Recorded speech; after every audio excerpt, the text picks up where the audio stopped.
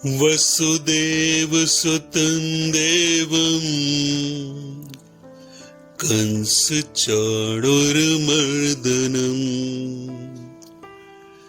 देवकी परमानन्दम् कृष्णं वंदे जगद्गुरुम्। जय श्री कृष्ण। आज हम सुदामा जी को समझते हैं। सुदामा जी के जीवन में जो दरिद्रता थी वो कृष्ण जी से मिलने के बाद कैसे दूर हुई। कृष्ण जी तो बचपन में भी साथी थे उनके, और ऐसा बताया गया है कि सुदामा जी बचपन में उतने गरीब नहीं थे। सुदामा ब्राह्मण परिवार में जन्मे थे। उनके पिता का नाम था सारंगधर और माता का नाम था सत्यवती। और सुदामा जो है कृष्ण के थोड़े बड़े थे, उनसे बड़े ही दिखाए जाते हैं। जो भी धारावाहिक बनते हैं उनमें बड़े ही दिखाए जाते हैं। तो ऐसा क्या हुआ कि सुदामा फिर बहुत दरिद्र हो गए। ऐसा क्या हुआ? तो एक कथा है कि जब ये लोग गुरुकुल में पढ़ते थे, संदीपनी गुरुजी के पास में आश्रम में रहते थे, तब वहीं कहीं कोई बुढ़िया थी, ब्राह्मणी थी जो भिक्षा मांगकर अपना जीवन यापन करती थी। तो एक दिन उसे कई दिन से भिक्षा नहीं मिली। फिर जिस दिन भिक्षा मिली तो उसको चने मिले। तो उसने चने की पोटली लेकर अपनी कुटिया में रख दी। पर चोर वहां पर चोरी करने आया। उन्हें लगा कि इसमें सिक्के बिक्के हैं, सोना वोना है, और वो लेकर भाग गए। और फिर उन्होंने संदीपनी, लोग बाग ढूंढने लगे तो संदीपनी गुरुजी के आश्रम में उसको छिपा दिया। फिर जब गुरु माता ने देखा कि पोटली में चने रखे हुए हैं तो उन्होंने श्री कृष्ण जी और सुदामा को वो चने दिए और कहा दोनों इसे आधे आधे बांटकर खा लो। लेकिन सुदामा जो है वो ब्रह्मज्ञानी थे, तो वो जान गए कि यदि कृष्ण जी ने चने खा लिए तो सारा संसार दरिद्र हो जाएगा। कृष्ण जी ने यदि चने खा लिए तो सारा संसार दरिद्र हो जाएगा। तो उन्होंने कृष्ण जी के हिस्से के चने भी खा लिए।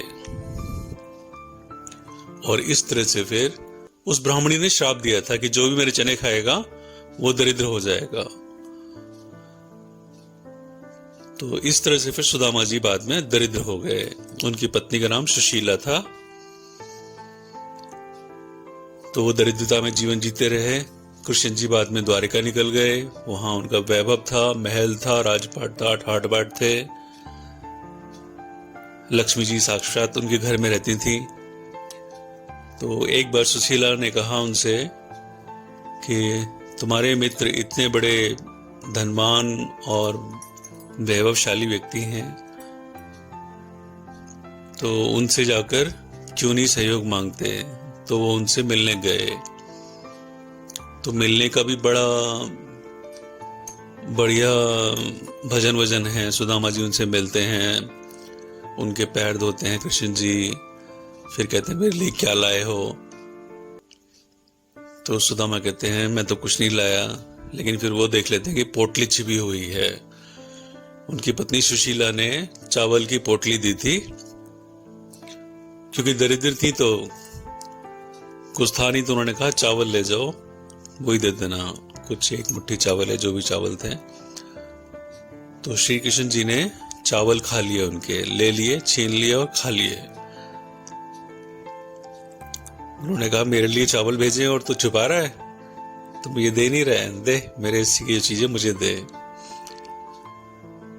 उसके बाद कृष्ण जी ने उनको सारा वैभव दे दिया उनका। जब वो घर पे लौटे तो वहां कुटिया की जगह महल बन गया था। तो देखो, पुराण शैली जो है वो प्रतीकात्मक शैली है। इसमें लिखा कुछ होता है, अर्थ कुछ और होता है। आइए इसको समझते हैं थोड़ा सा। सुदामा जी ब्राह्मण परिवार में जन्मे। उनके पिता सारंगधर थे। सारंगधर का मतलब होता है धर्म ग्रंथों को पढ़ो और उनका सार अपने अंग में धरो और फालतू फालतू बाहर फेंकते जाओ। जैसे धर्म की शिक्षा लेनी है तो व्याकरण पढ़ना पड़ता है और बहुत सारा साहित्य पढ़ना पड़ता है। तो इतना सारा साहित्य है, इतने बड़े बड़े वेद हैं, इतना बड़ा बड़ा व्याकरण है, तो बहुत सारा अध्ययन करना पड़ता है। तो सारा अध्ययन तो अपने भीतर सदा के लिए समा के नहीं रख सकते ना। एक समय तो ऐसा आएगा कि व्याकरण भी भूलनी पड़ेगी हमको। भाई जब गुरुकुल में रह रहे हैं तब व्याकरण याद रहेगी, लेकिन आगे चलकर व्याकरण भी भूलनी पड़ेगी, भूल ही जाते हैं। हमने भी अभियांत्रिकी की है तो हमें कौन सा सारा याद है अब। इतनी मोटी मोटी किताबें पढ़ी थी, कुछ मूल बातें याद हैं। तो ऐसे ही धर्म में भी सार को अंग में रखना होता है। बस सार धरो, सार पर निशाना लगाओ। इस चीज का सार क्या है, वेदों का सार क्या है, वेदों के मुख्य मुख्य मंत्र कौन से हैं, गीता के मुख्य मुख्य श्लोक कौन से हैं जो कि हमें जीवन भर स्मरण करने हैं या उन पर चलना है।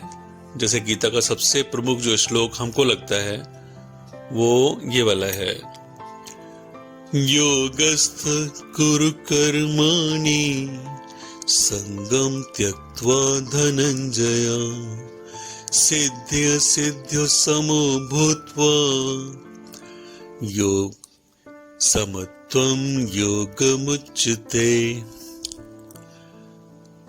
तो सिद्धि और असिद्धि में सम रहो। कुछ मिल जाए तो खुश मत हो, कुछ चला जाए तो रो मत। और योगस्थ होकर जियो। योगस्थ मतलब ब्रह्म बनकर जियो, भगवान बनो।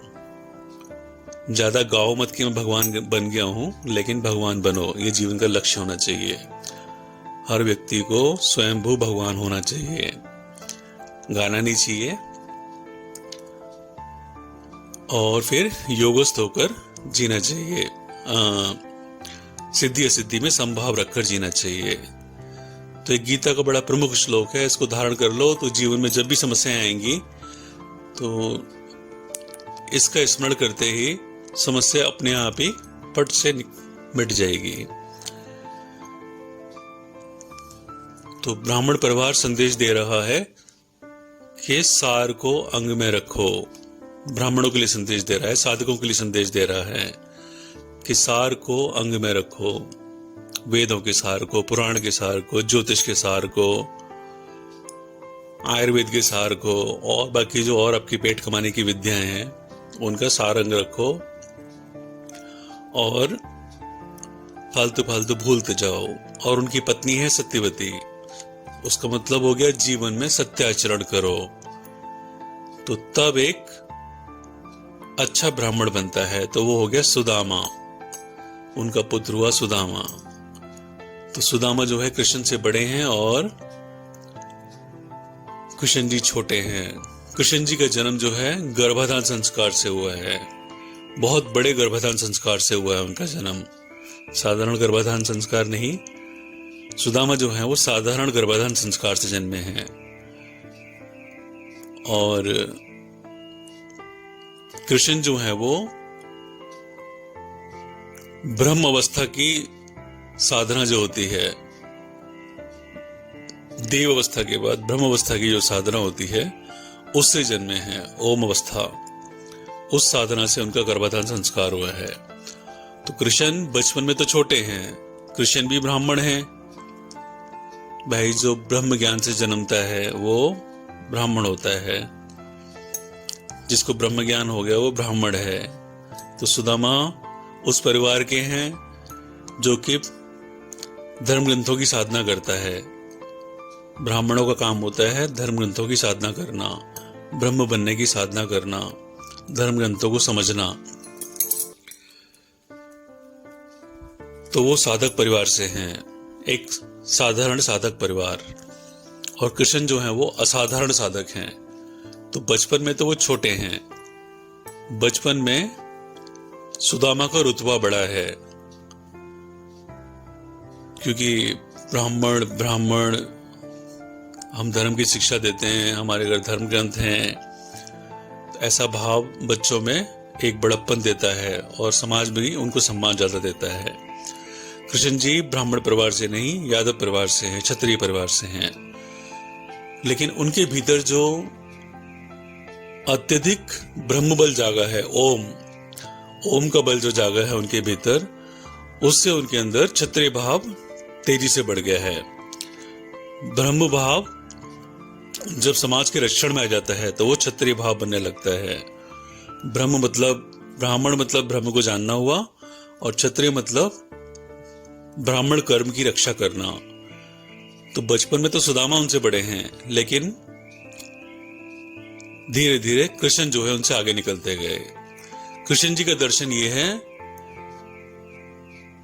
कि वो व्यक्ति, परिवार, देश, समाज और देश, इनकी समस्याओं का हल ढूंढते हैं और उनका निराकरण करते हैं। तो जो व्यक्ति इस नीति पर चलता है, ब्रह्म की साधना भी करे, जरूरी नहीं है कि पूरे धर्मग्रंथ पढ़े जाएं, कम पढ़े, लेकिन इस नीति पर चले कि समाज देश और धर्म की रक्षा करनी है, उनका सुधार करना है, लड़ना है, उसका बहुत तेज विकास हो जाता है और उसके पास वैभव आ जाता है सारे संसार का। तो कृष्ण जी जो हैं वैभव के स्वामी बन गए, और सुदामा जी जो हैं वो धर्म का प्रचार करने वाले ही रह गए, मतलब एक धर्म सिखाने वाले तक सीमित होकर रह गए। तो वो एक छोटा कर्म हो गया, तो इसलिए उनके पास उतना वैभव नहीं रहा। तो उनका वैभव क्यों लुट गया, अब समझते हैं चने को। तो गुरुकुल में दोनों ही ब्राह्मण बन रहे थे, ब्राह्मण वर्ण की साधना कर रहे थे। कृष्ण जी भी अपने भीतर का ब्राह्मणत्व बढ़ा रहे थे और सुदामा भी बढ़ा रहे थे। लेकिन एक ब्राह्मणी दिखाई है, ब्राह्मणी भिक्षा मांगकर जीवन जीती थी। ब्राह्मणी मतलब हो गया ब्राह्मण जिसकी बुद्धि कम है। ब्राह्मण भी तो दिखा सकते थे कथा में कि एक ब्राह्मण भिक्षा मांगकर जीता था। ब्राह्मणी का मतलब हो गया कम पुरुषार्थ, कम धार्मिक पुरुषार्थ वाला व्यक्ति दरिद्रता में जीता है। दरिद्रता क्या होती है? दरिद्रता विचारों की दरिद्रता होती है, आध्यात्म की कमी से दरिद्रता आती है। जीवन में जितनी भी दरिद्रताएं हैं, पेट कमाने लायक तो बहुत लोग कमा लेते हैं, सारे मुसलमान हैं पंचर जोड़ के पेट कमाने लायक कमा लेते हैं, और अपने लिए नहीं, एक एक झोपड़े में 20-20 बच्चे रहते हैं। तो पेट कमाने लायक तो मुसलमान भी पंचर जोड़ के कमा लेते हैं, लेकिन ये मन की दरिद्रता नहीं जाती। पेट की भूख तो मिट जाती है, कैसे न कैसे करके कोई ना कोई योग बनी जाता है जीवन में धक्के खा के, और पेट लायक व्यक्ति कमा लेता है, लेकिन मन की भूख बहुत बड़ी होती है और वो ऐसे नहीं मिटती, साधारण तरीके से नहीं मिटती। तो मन से सारे दरिद्र रहते हैं, और मन से दरिद्रता कब जाती है? जब ब्रह्म ज्ञान की साधना करते हैं। तो ब्रह्म ज्ञान की साधना करने चली, लेकिन क्योंकि वो स्त्री है, स्त्री का पुरुषार्थ कम होता है। स्त्री पुरुषार्थ नहीं है, स्त्री स्त्रीत्व है, स्त्री स्त्रीत्व है, कम पुरुषार्थी है।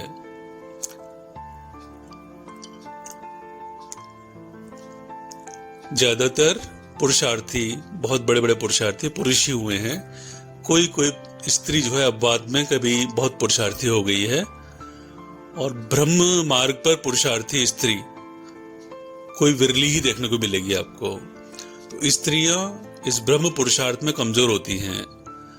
तो ये दर्शाया गया है कि संसार के लोग जो हैं दरिद्र इसलिए हैं, ये दलित दरिद्र इसलिए हैं क्योंकि ये आध्यात्मिक पुरुषार्थ नहीं करते। तो वो दरिद्र स्त्री, दरिद्र ब्राह्मणी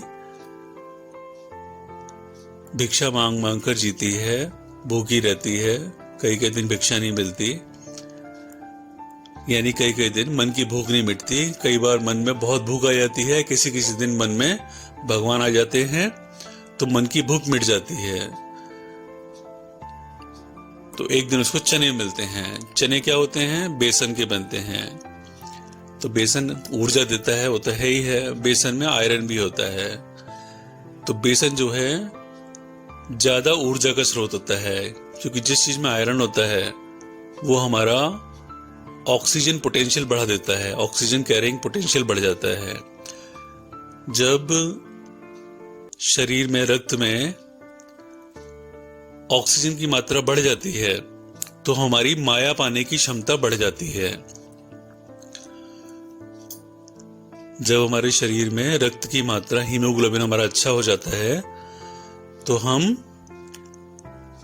देह को ज्यादा भगा सकते हैं। जिसका जितना ज्यादा हीमोग्लोबिन होता है, लोह तत्व जितना ज्यादा होता है हमारे भीतर, उतना अधिक हम श्रम कर सकते हैं। तो ज्यादा श्रम कर लेंगे तो हम ज्यादा कमा पाएंगे।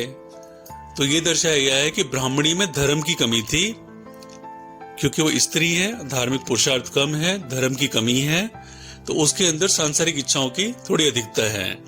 और सांसारिक इच्छाओं की अधिकता है इसीलिए वो दरिद्र है। और दरिद्र क्यों है?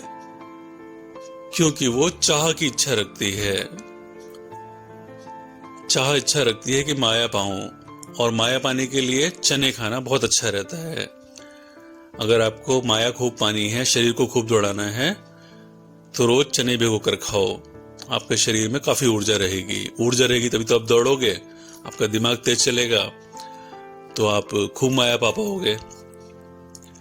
तो माया पाने की ओर भागते रहोगे तो आप दरिद्र रहोगे। पहले ब्रह्म को पाना होता है। तो ब्राह्मणी कमजोर है उसमें। तो एक दर्शन स्पष्ट हो गया। चने जो हैं वो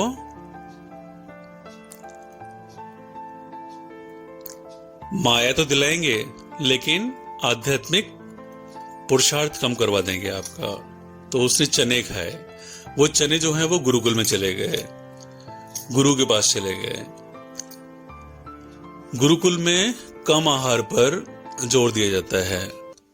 आहार का एक अलग सिद्धांत होता है ब्रह्म विद्या में।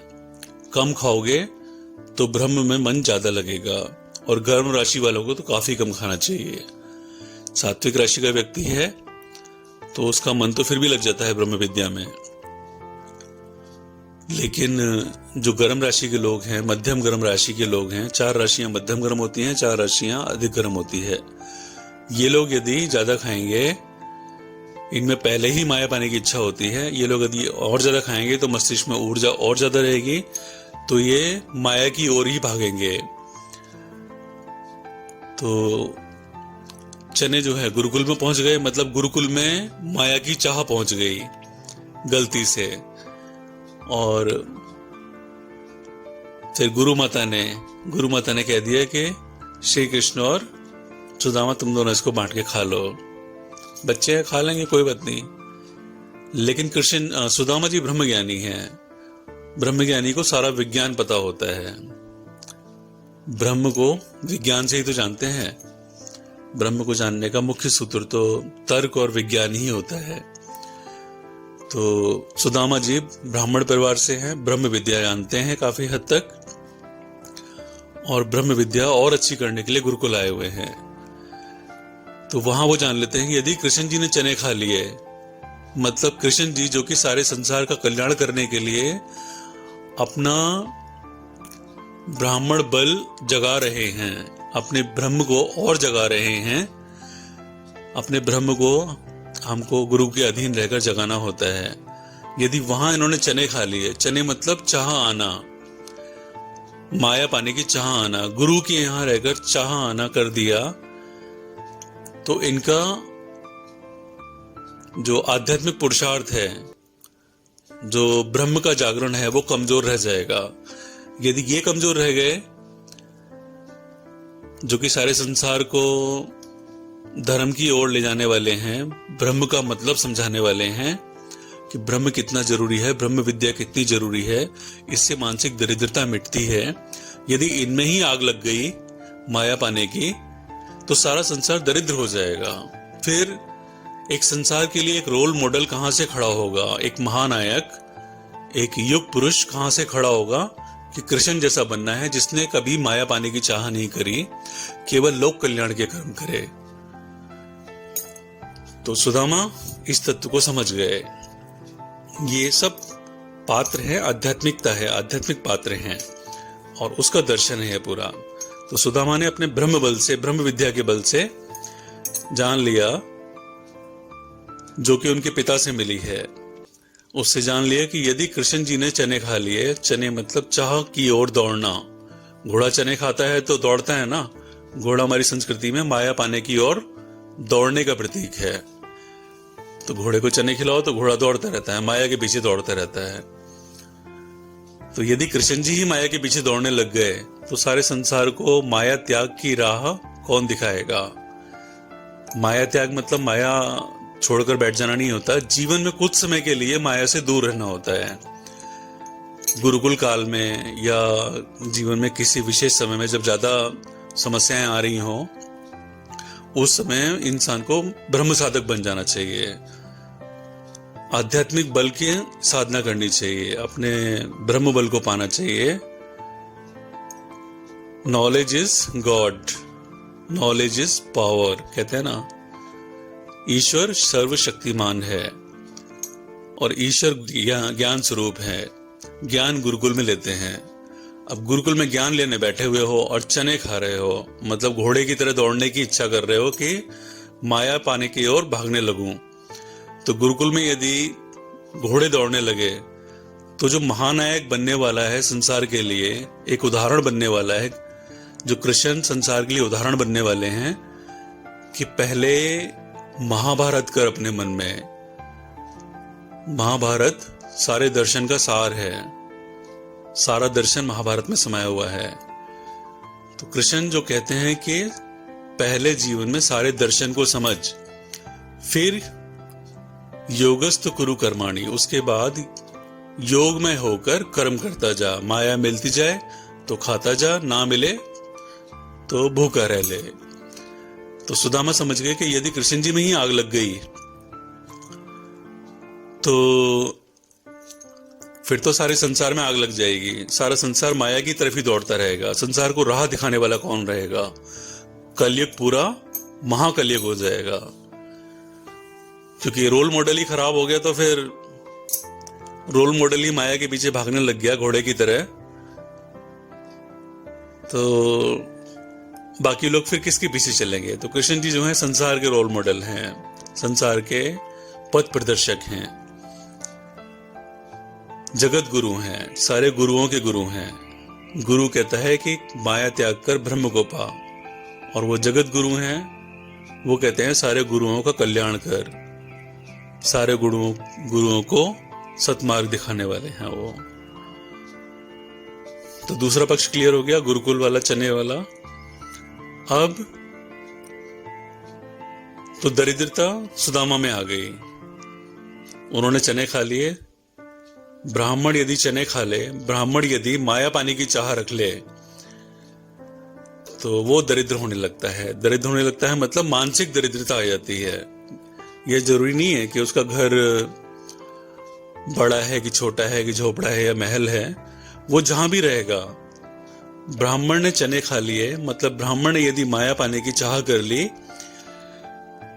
तो उसके मन में दरिद्रता यानी गरीबी हो गई, अभाव आ गया। तो फिर उसको अपना घर, भले ही वो 500 वर्ग गज की कोठी हो, वो उसको छोटा लगने लगेगा, उसमें हीनता आ जाएगी, दीनता आ जाएगी। यह हीनता दीनता मानसिक होती है और आध्यात्मिक होती है, और कुछ नहीं होती है।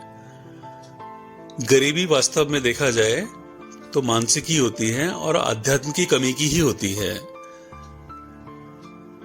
दलित लोग क्योंकि शिक्षित ज्यादा नहीं होते, इसलिए वो आध्यात्मिक नहीं हो सकते अच्छे, इसलिए वो सदा दरिद्र रहते हैं। उनकी मानसिक दरिद्रता किसी भी तरह से नहीं जाती। उनको सरकारी नौकरी भी दे दोगे तो भी उनकी दरिद्रता नहीं जाएगी, क्योंकि दरिद्रता जो होती है वो अच्छे अच्छे सेठों की नहीं जाती, क्योंकि धन से दरिद्रता कभी जाती नहीं है।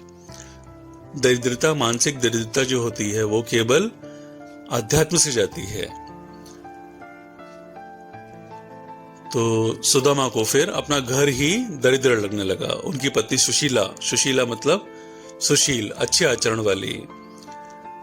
तो सुदामा अच्छे आचरण वाले हैं, लेकिन बस जीवन में एक गलत भाव आ गया कि यार माया पानी है, बाकी लोग देखो कार में घूम रहे हैं, घोड़ों पे घूम रहे हैं, रथों में घूम रहे हैं, जेट में जा रहे हैं, हेलीकॉप्टर में जा रहे हैं, मेरे पास तो कुछ भी नहीं है, बस एक लंबरेटा है, लूना है या बाइक है, जो भी है, मेरे पास तो एक छोटी कार भी नहीं है कोई।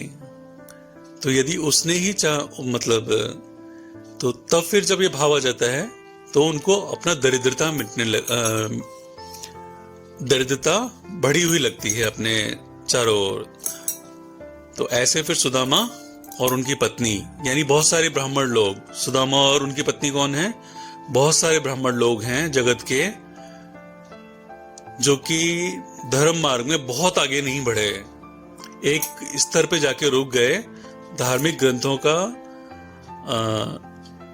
एक सार सा ले लिया उन्होंने और अपने जीवन में रख लिया, उससे आगे नहीं बढ़े। ओम अवस्था पानी होती है, वहां नहीं बढ़े वो, और छोटी अवस्था पे रुक गए। तो आध्यात्म में कमी रह गई, आध्यात्म इनके भी कमी रह गई, तो इनके जीवन में भी दरिद्रता आ गई, चाह उत्पन्न हो गई।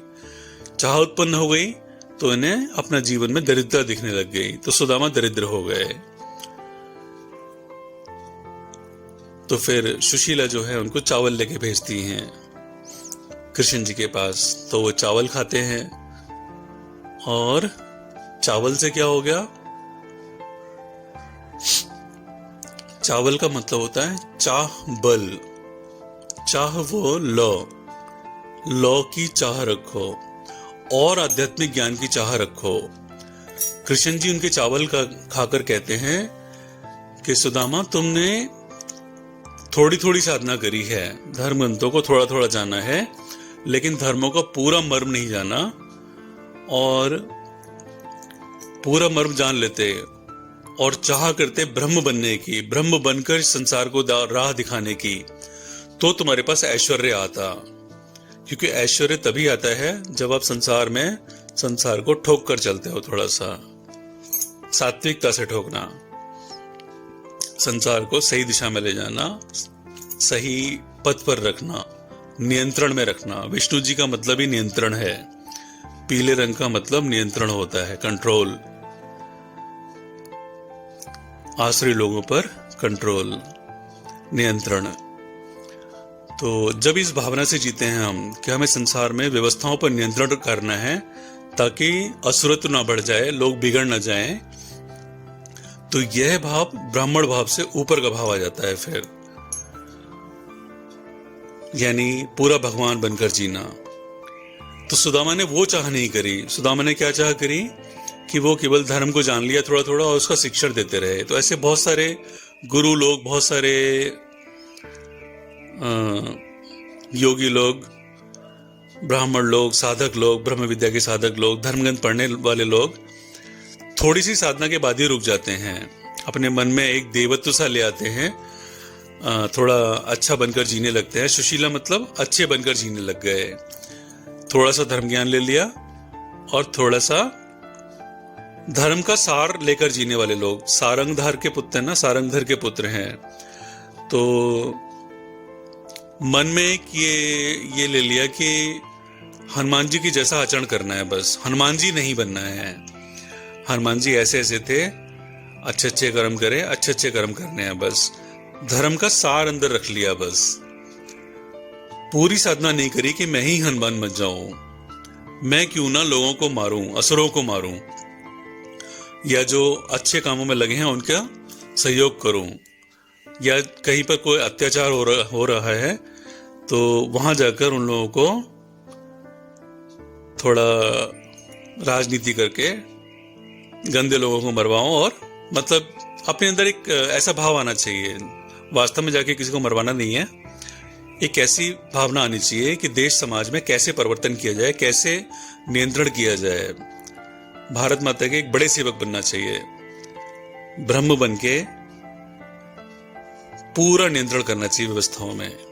सात्विक नियंत्रण राजसिक भी होता है, तामसिक भी होता है, लेकिन विष्णु जी सात्विकता के वो हैं, सात्विक नियंत्रण करना होता है। तो सुदामा ने वो भाव नहीं लिया, बस धर्म का थोड़ा थोड़ा सार ले लिया अपने अंदर कि अच्छे अच्छे बनकर जीना है, सुशील बनकर जीना है। सुदामा की पत्नी सुशीला है। सुदामा मतलब मेरे को अच्छा अच्छा दाम कमाना है, कहीं से गलत तरह से धन नहीं कमाना है, लोगों को ज्योतिष के नाम पर उल्लू बनाकर ठगना नहीं है, लोगों को धर्म के नाम पर ठगना नहीं है, लोगों को आयुर्वेद के नाम पर लंबे समय तक रोगी बनाकर नहीं जीना है जैसे डॉक्टर लोग करते हैं। गलत उपचार नहीं करना है और पैसा ज्यादा नहीं मांगना है। तो सुदामा मतलब हो गया अच्छी भावना से सेवा करने वाला और अच्छा धन ही कमाने वाला, लूटने वाला नहीं, सुदामा। और सुशीला का मतलब क्या हो गया? अच्छा आचरण करने वाला, अच्छा धन कमाने वाला, ठीक मतलब सही मार्ग से धन कमाने वाला, और सुशीला मतलब अच्छे आचरण से जीने वाला। तो बहुत सारे ऐसे लोग होते हैं जो कि अपने किसी न किसी देवी देवता को आदर्श मानते हैं। कोई राम को आदर्श मानता है, कोई कृष्ण को आदर्श मानता है, कोई हनुमान जी को आदर्श मानता है, और बस उनका हनुमान चालीसा पढ़ के ही पूरा जीवन निकाल देते हैं। बहुत सारे ऐसे ब्राह्मण हैं जो गायत्री मंत्र और कुछ एक आध दुर्गा सप्तशती इनका पाठ बचपन से लेकर 55 तक करते रहते हैं, और इनकी भीतर पूरा आध्यात्मिक बल जागता नहीं है। आध्यात्मिक बल पूरा जागता नहीं है। परमात्मा सर्वशक्तिमान है ना, वो कब मिलेगा? जब आप निराकार ओम को पालोगे, पूरा परम तत्व में पहुंच जाओगे, तब अथाह बल जागृत होता है। जब आप संसार चलाने वाले लोगों को जान लोगे जो गुप्त रह के संसार को चला रहे हैं, तो तब एक अलग ही बल जागृत होता है।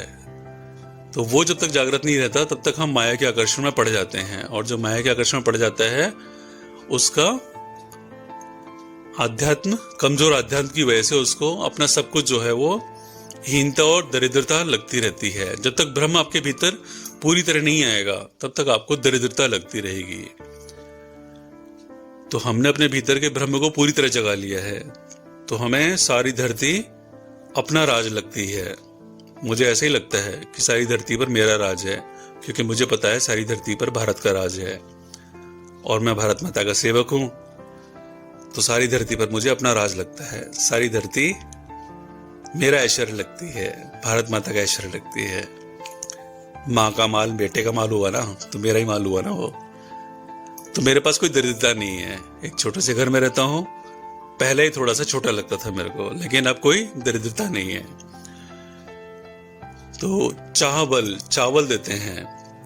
चावल मतलब हो गया चाह वो लो यानी ज्ञान, रोशनी, और रोशनी की चाह करो, और रोशनी की चाह करो, और ज्ञान की चाह करो, और परमात्मा को और ऊंचे स्तर तक जानो, अपने धर्म ग्रंथों को पूरे निर्माण स्तर तक जानो, किस तरह से उनको बनाया गया है, किस तरह से संस्कृत बनाई गई, किस तरह से पुराण बनाए गए, किस दर्शन पर वेद बनाए गए, किस दर्शन पर 4 वेद निर्माता ऋषि बनाए गए। पूरा दर्शन समझो और गहराई से जानो। सिर्फ मंत्र रटने तक मत रह जाओ कि मैंने ऋग्वेद के मंत्र रट लिए हैं। आप ऋग्वेद का निर्माण समझो और आगे बढ़ो। दोनों में बहुत अंतर है। ऋग्वेद को कहीं से टपका हुआ मानने वाले और ऋग्वेद के निर्माण को समझने वाले। ऋग्वेद के जो विभिन्न मंडल हैं, तो उन मंडल के जो मंत्र दृष्टा ऋषि हैं, उन्होंने किस तरह से दर्शन किया उनका, उस ऋषि का नाम उस मंत्र से क्यों जोड़ा गया। जैसे विश्वामित्र ऋषि हैं। विश्वामित्र क्या है? विश्वामित्र अपने अंदर एक अच्छी भावना है कि मुझे विश्व का मित्र बनकर जीना है। तो जो विश्व का मित्र बनकर जीता है वो विश्वामित्र है। जो सबके कल्याण का सोचता है, विश्व बंधुत्व की बात करता है, वो विश्वामित्र है। तो विश्वामित्र सबसे बड़े ऋषि बने हैं धरती पर। वशिष्ठ जी ने विश्वामित्र को ही सबसे ऊपर बताया है, और वो गायत्री मंत्र बताते हैं। गायत्री मतलब हो गया गायत्री, सात्विक, राजसिक, तामसिक, जो तीनों को साथ लेकर चल सके। वैसे तो सात्विकता कहती है कि तामसिक लोगों को ठोको, लेकिन क्या तामसिक सृष्टि जो कि 1/3 सृष्टि है, क्या उसको मार सकते हैं क्या? तो उनको भी साथ लेकर चलना है, उनको भी सहयोग देना है, थोड़ा सा नियंत्रण में रखना है, उनको पूरा मिटाना नहीं है। तामसिक सृष्टि मतलब समझते हैं ना, आतंकवादी लोग, आतंकवादी कौम। तो ऐसा नहीं है कि उनको मिटा देना है, क्योंकि तामसिकता मिट नहीं सकती। धरती पर तीनों प्रकृतियां जन्मेंगी, सात्विक, राजसिक, तामसिक, तीनों रहेंगी, और तीनों का दर्शन भी समाज में उतारना होगा। तो एक धर्म बनाना पड़ा। विश्व के मित्र थे हम लोग, तो हमने एक धर्म ये भी बनाया जो सब जगह आतंक फैला देता है, क्योंकि तामसिक लोग आतंक फैलाते हैं। थोड़ा सा ज्योतिष का ज्ञान भी लेना होगा आपको। सिर्फ आप हनुमान चालीसा पढ़ के मत बैठे रहो। हनुमान चालीसा पढ़ के बैठे रहना मतलब सुदामा बने रहना, सारंगधर के पुत्र बने रहना। सारंगधर मतलब हनुमान जी का पूरा सार क्या हो गया? हनुमान चालीसा रटना। बस हनुमान जी की तरह अच्छा अच्छा आचरण करना है और उनका नाम लेकर सारा जीवन काट देना है। तो तब फिर मन में हमेशा दरिद्रता रहेगी। तो इसलिए फिर चावल डाले गए। कृष्ण जी कहते हैं कि तेरे पास मेरे जैसा वैभव तब आएगा दरिद्र सुदामा, जब तू और आगे की साधना करेगा। अपनी साधारण ब्राह्मण अवस्था, ब्राह्मण वो होता है जो धर्म ग्रंथों में अपना सर खपाता है, तो सिर्फ सर मत खपा, इसको और जगह और जगह और जगह, चाह को और बढ़ाओ। चाह वो लो, चाह बल, चाह का बल अत्यधिक करो, सर्वाधिक बल करो, सर्वाधिक चाह करो, और संसार की चाहों को मत पाओ, अंतिम चाह को पाओ जो कि कृष्ण है, परम तत्व है। तो वो चावल जो है वो ये सूत्र हैं। और जब व्यक्ति साधारण ब्राह्मण से श्री कृष्ण ही बन जाता है, तो उसके पास धरती का सारा बल आ जाता है, सारा ऐश्वर्य आ जाता है, सारा ऐश्वर्य आ जाता है। तो फिर जब सुदामा जो है अपने घर पर लौटा, तो उसने देखा मेरा झोपड़ा तो है वो महल बन गया है। तो वहां कोई महल नहीं बन गया था, उसको वो वही झोपड़ा जो है वो पूरा पर्याप्त लगने लगा। उसको समझ में आ गया कि जीवन जीने के लिए बहुत ज्यादा की जरूरत नहीं है। एक सर में सर छुपाने को झोपड़ा हो, जिसमें बारिश ना पड़े, ठंड का प्रभाव ना हो, और तेज धूप से हम बचते रहें, इतना सा हो जाए ये पर्याप्त है हमारे लिए। बाकी हमें लोक कल्याण करना है, धन कमाना है और लोक कल्याण करना है, जैसे श्री कृष्ण लोक कल्याण करते हैं। तो ना द्वारिका में कोई महल था, न सुदामा कोई झोपड़े में रहते थे। ये सब दर्शन है। आध्यात्म की कमी थी तो सुदामा को अपना घर जो है वो झोपड़ा लग रहा था। आध्यात्म की वृद्धि हो गई तो अपना 2 BHK भी पूरा भारत लगने लगा, पूरे भारत का राजभवन लगने लगा। तो इस तरह से ये दर्शन है पूरा। जय श्री राम। आशा करते हैं आपको समझ में आया होगा। ना समझ में आया होगा तो उसमें आपकी कमी है, आपने कभी आध्यात्म में रस ना लिया होगा। जिन्होंने आध्यात्म में रस लिया होगा उनको अवश्य स्पष्ट हो गया होगा। जय श्री राम। वंदे भारतम आध्यात्मिक केंद्र, नीम नगर, भारत। नारायण ठाकुर, 8249491321।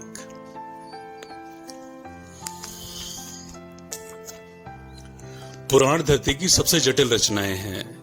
इनमें लिखा कुछ होता है, दिखता कुछ है, समझना कुछ होता है, बहुत गहरी हैं।